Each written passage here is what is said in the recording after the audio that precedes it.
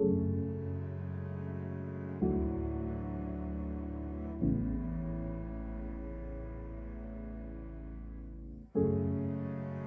evening and welcome to our 2020 Transgender Remembrance Vigil. While this year continues to be a challenge in our communities in so many ways, we are hopeful this hybrid approach to this year's event provides a moment to reflect, but also a time to raise up those we have lost this year. Most trace the beginning of Transgender Day of Remembrance back to a night in late November 1998. The murder of Rita Hester on November 28th of that year in Boston shook the local community.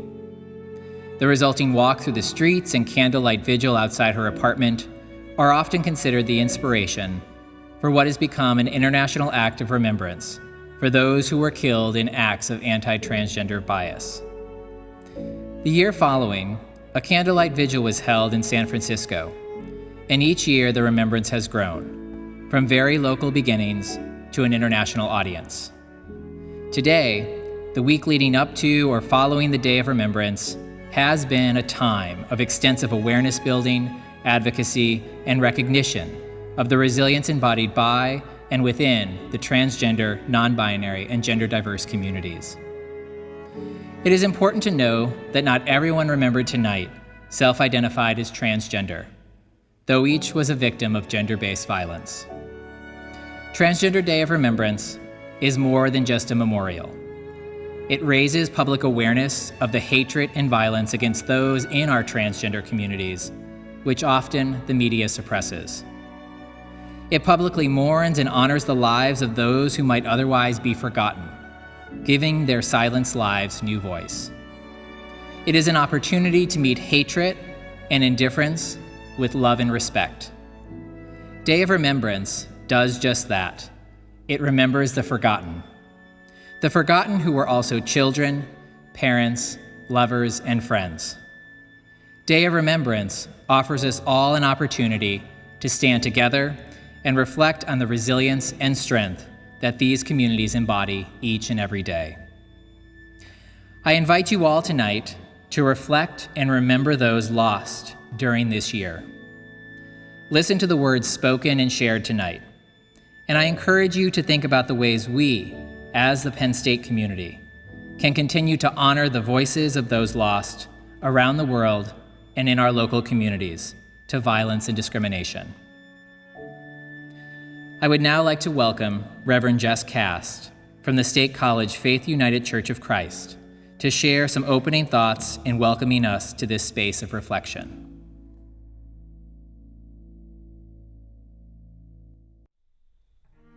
Hi, my name is the Reverend Jess Cast. You can just call me Jess. It is my privilege to offer a centering space for us to bring our whole body, our mind, our spirit, and our emotions into this space. I invite you to place your hands on your heart if you feel so moved.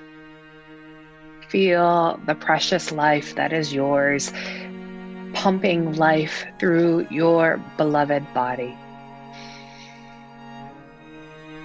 Let us take 2 slow, deep breaths together and breathe as we welcome our whole selves into this space.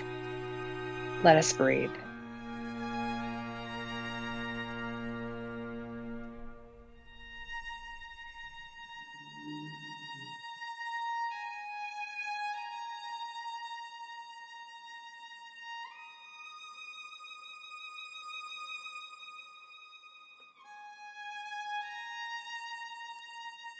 May all of who you are be seen and welcomed as we remember and honor in this sacred vigil. Peace to all of you.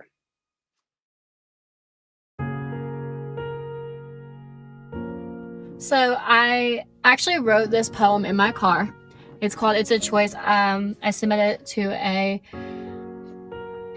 contest literally just to get out of a paper, and I guess here we are now. So I felt since I wrote it in a car, I feel it's appropriate to present it to you guys in a car. I just want to say thank you so much for allowing me to have this opportunity to present this and share this with so many different people.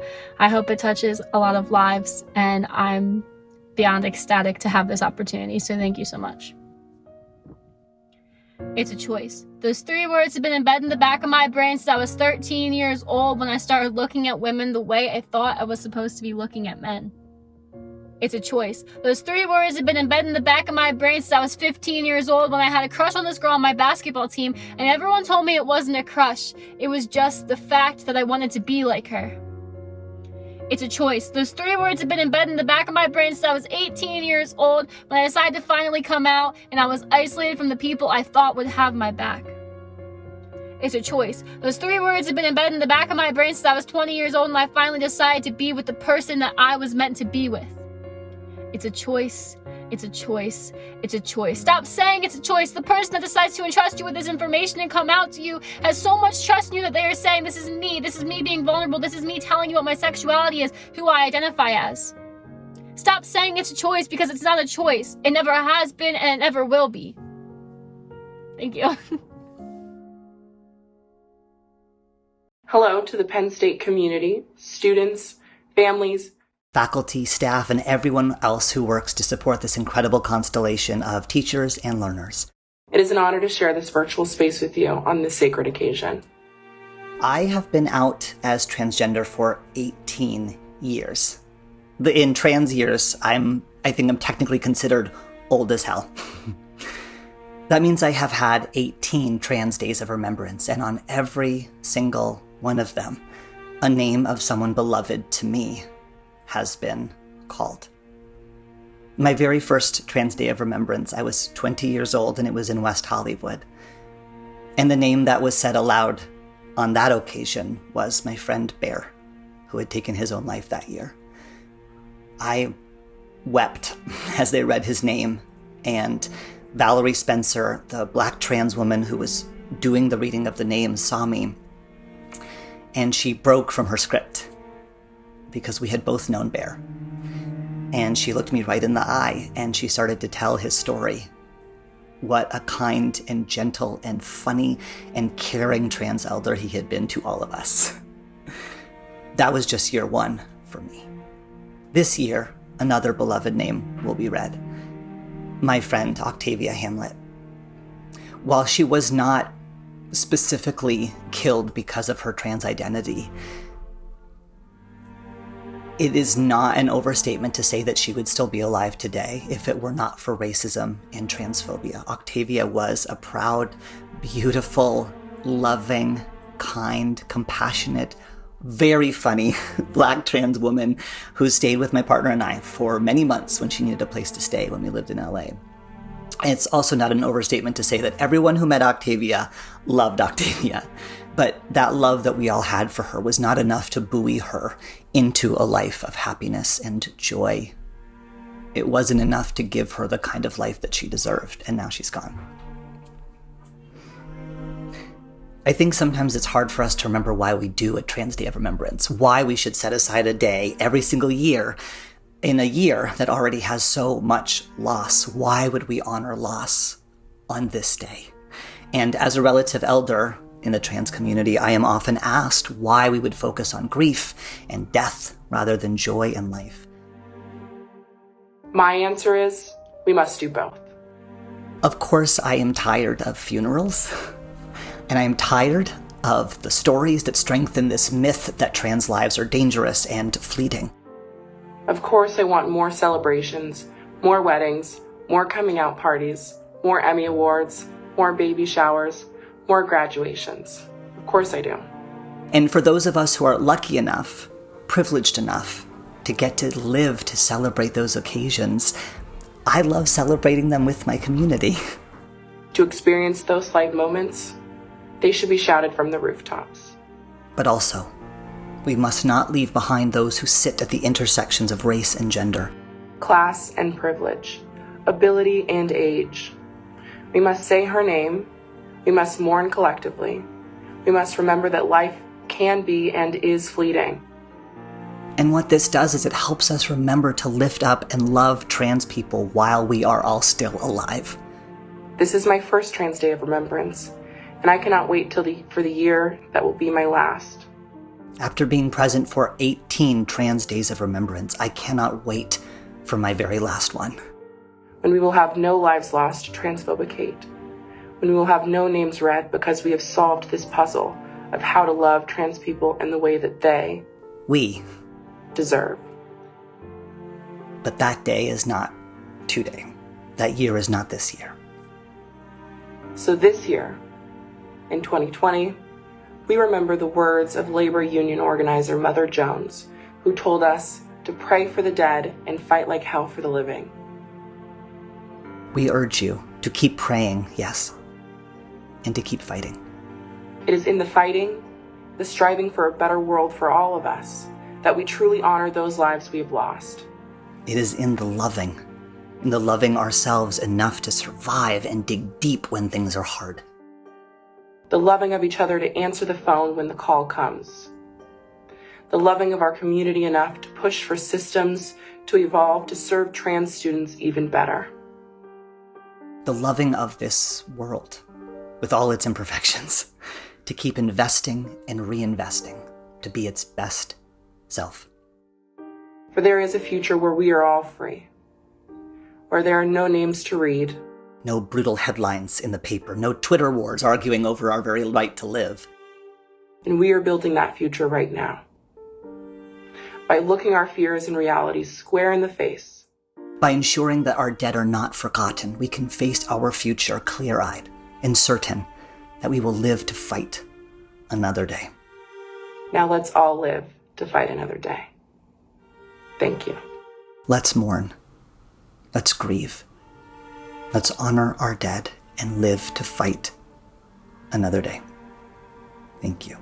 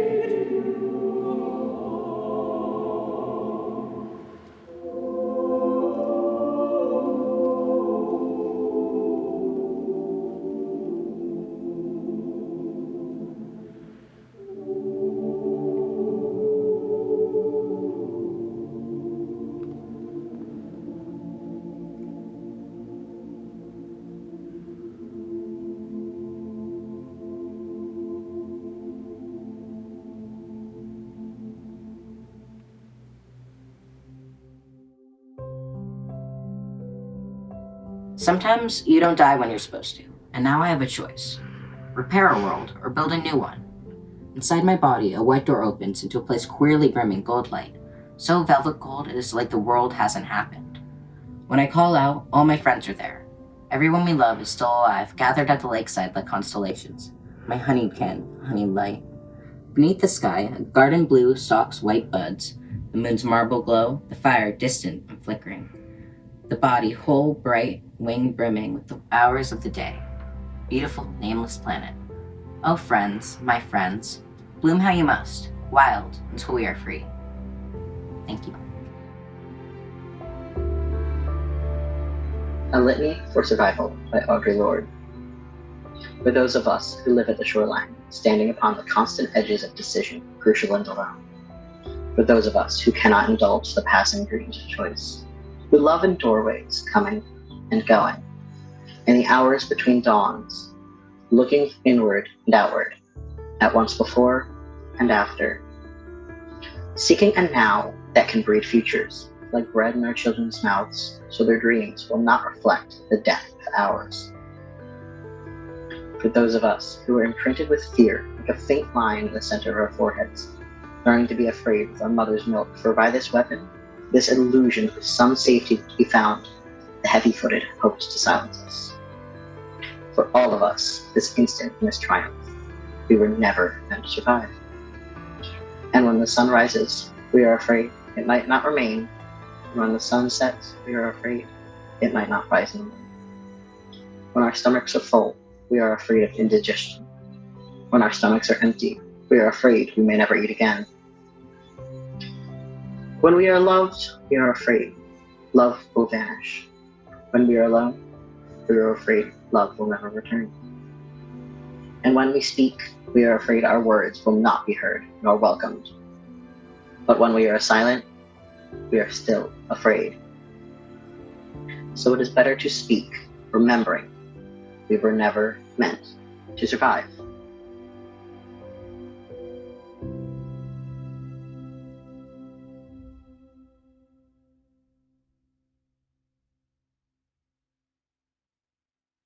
Transgender Day of Remembrance 2020 honors those who died between October 1st, 2019 and September 30th, 2020. For that period, 47 lives were taken in the United States that we know of, and 386 worldwide. This includes death by violence, by self-harm, those who died in ways yet to be determined, and sadly, this year, from COVID-19. We will now recite the names of those lost in the United States over the year 2020. We gather today to say their names and hold up their legacies. Mia Green, 29, Philadelphia, Pennsylvania. Ariane Burnett, 37, Independence, Missouri. Gia Valentina Romualdo Rodriguez, 46, Miami, Florida. Isabella Mia Lofton, 21, Brooklyn, New York. Ellie Che, 23, the Bronx, New York.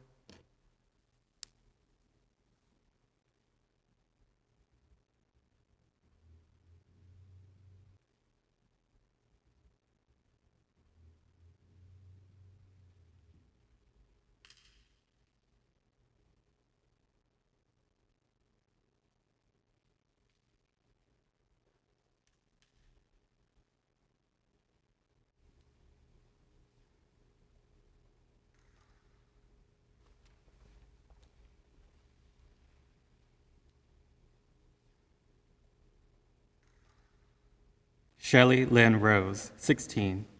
Key Sam, 24, Lafayette, Louisiana. Aja Raquel Roan Spears, Rocky Roan, 32, Portland, Oregon. Keisha Hardy, 24, Baton Rouge, Louisiana. Tiffany Harris, Dior H. Ova, 32, The Bronx, New York.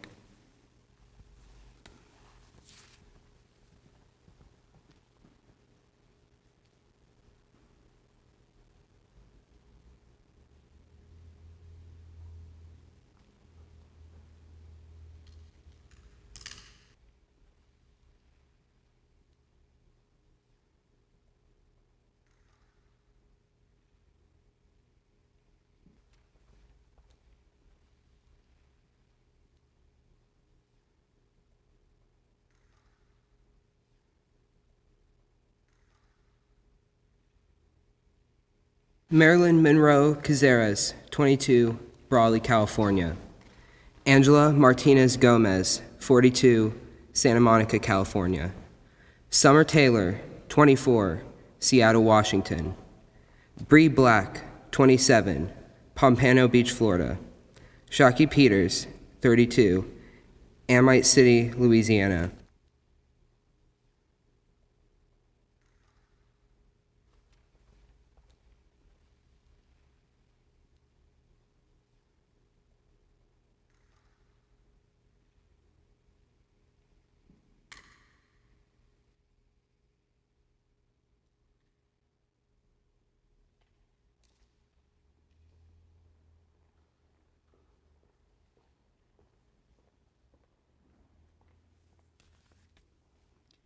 Drea McCarty, 28, Baton Rouge, Louisiana.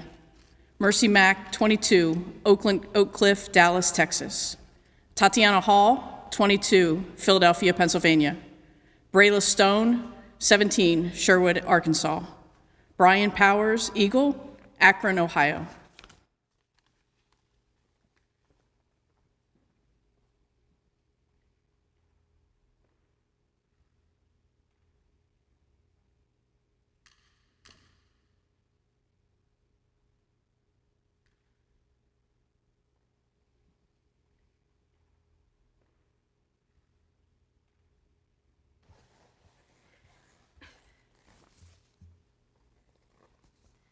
Dominique Remy Fells, 27, Philadelphia, Pennsylvania. Rhea Milton, 25, Liberty Township, Cincinnati, Ohio. Name unknown, 16 to 20, Chicago, Illinois. Selena Reyes Hernandez, 37, Marquette Park, Chicago, Illinois. Tony McDade, 38, Tallahassee, Florida.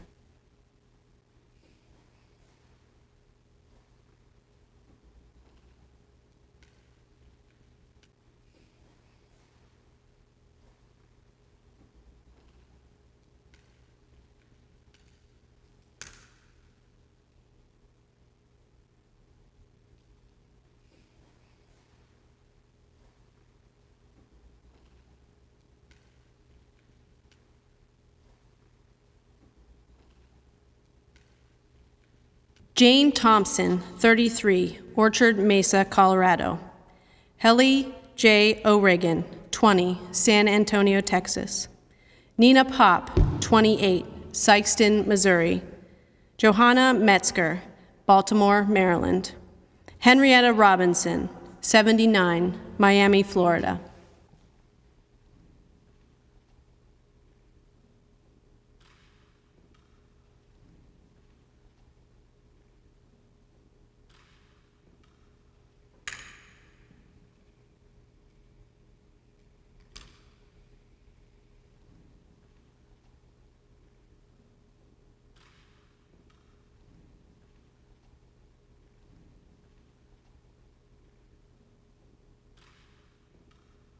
Ashley Moore, 26, Newark, New Jersey.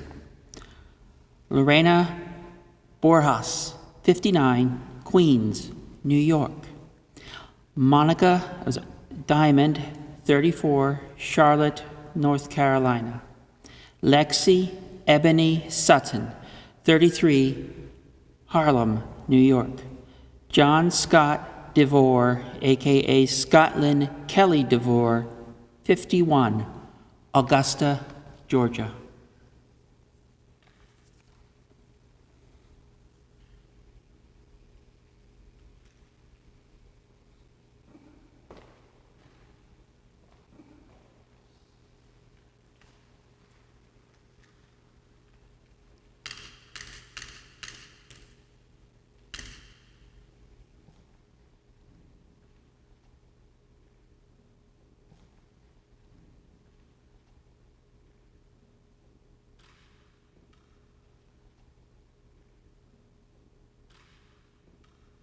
Camila Maria Concepcion, 28, Los Angeles, California.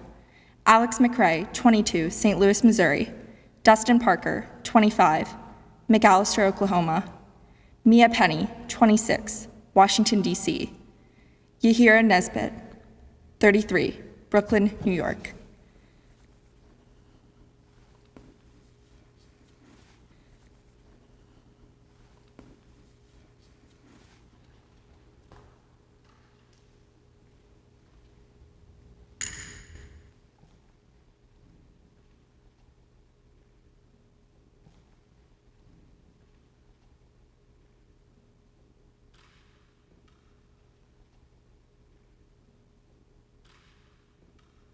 Alice Carter, baby Alice, 35, Washington, D.C.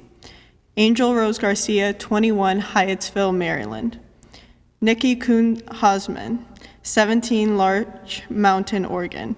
Brianna B.B. Hill, 30, Kansas City, Missouri. Daphne Dorman, 44, San Francisco, California.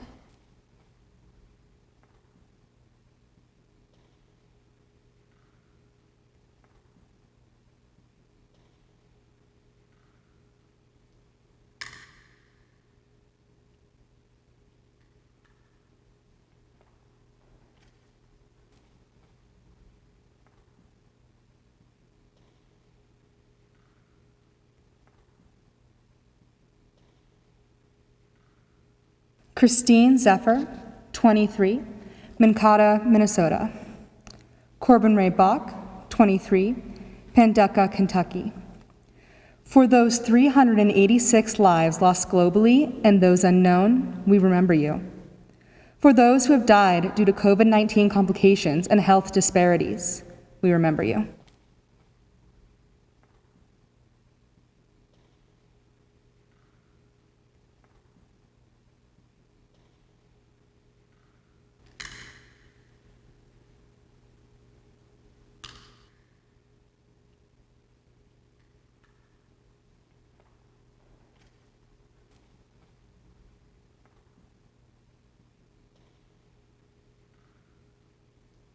We now hold a moment of silence for all those lost during 2020.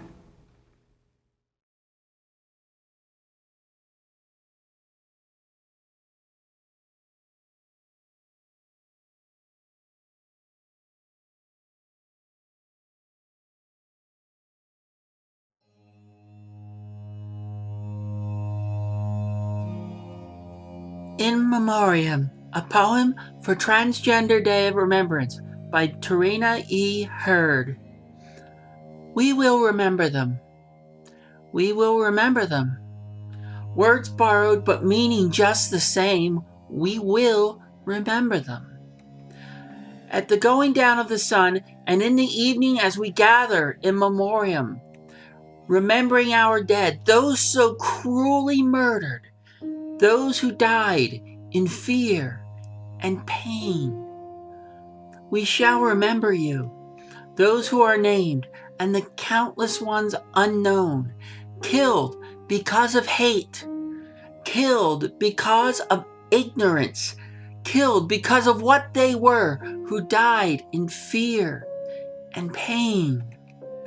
And we remember those as by their own hand they left us, because of what they were, because of what was done to them, because of what they suffered, they could take no more. We will remember you. We who live salute you. We will keep you in our hearts. We'll build monuments to your memory and light candles to your lives. We shall not forget you, for we will strive to overcome the hate, to overcome the ignorance, to overcome the abuse and barriers put in place. So release the doves of peace and let them fly. Spread the message far and wide. We will stand tall. We will stand proud. We'll take no more hate. We'll take no more abuse and death. We will take no more.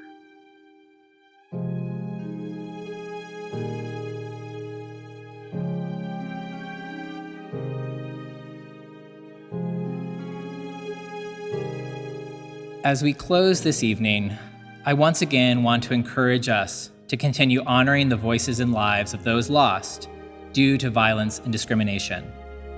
I encourage you all to act in the communities you occupy. I leave you with a quote from Audre Lorde. "When we speak, we are afraid our words will not be heard or welcomed. But when we are silent, we are still afraid. So it is better to speak." Remember the light and lives that these candles represent. Take that light with you into the darkest of days and challenge the violence and discrimination that continues to exist in our world. A heartfelt and special thanks to the many students, staff, and community members that participated and assisted in making tonight's vigil come together in a very different way.